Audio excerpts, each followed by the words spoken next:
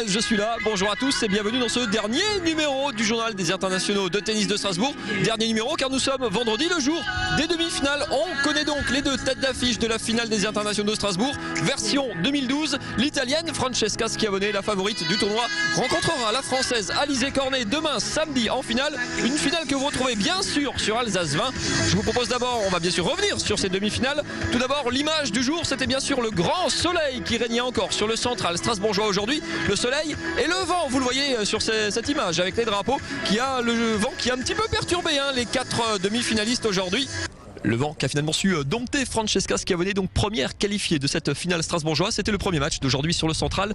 L'italienne favorite du tournoi, un tête de série numéro 2, 14e joueuse mondiale arrivée ici effectivement parmi les grandes favorites, qui s'est défait de la révélation du tournoi, la très jeune américaine Sloane Stephens, 19 ans seulement, 73e joueuse mondiale, qui s'était donc hissée pour la première fois jusqu'en demi-finale d'un tournoi cette année.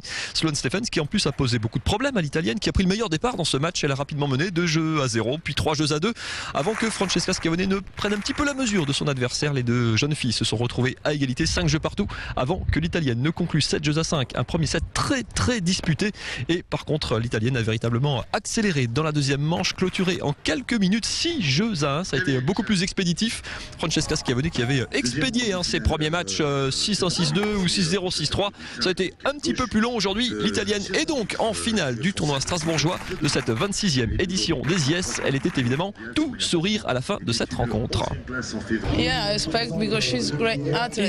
je m'attendais à un match difficile parce qu'elle peut très bien me tenir tête. Elle fait par contre beaucoup d'erreurs, c'est dû à sa jeunesse. Moi aussi j'ai eu 19 ans et je suis passé par là.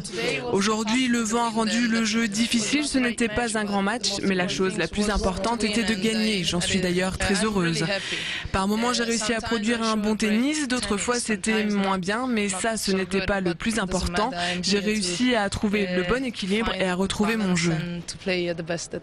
Francesca Schiavone, première qualifiée donc de la journée pour la finale des internationaux de Strasbourg 2012, rejoint quelques heures plus tard par Alizé Cornet qui s'est donc défait dans la deuxième demi-finale 100% française. Alizé Cornet qualifiée aux dépens de Pauline Parmentier. La hiérarchie a été un petit peu inversée. Pauline Parmentier numéro 2 française, Alizé Cornet numéro 3.